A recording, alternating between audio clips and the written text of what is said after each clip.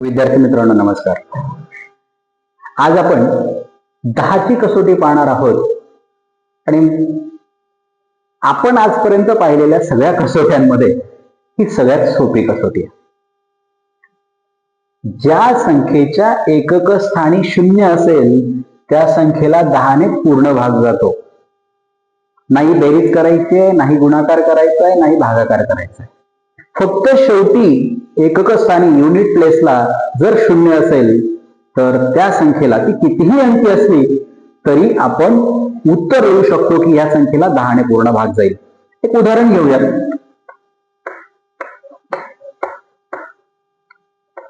10 लाख या संख्येच्या एकक स्थानी 0 आहे, म्हणजे या संख्येला 10ने निशेष भाग जाईल, पूर्ण भाग जाईल असं आपण सांगू शकतो.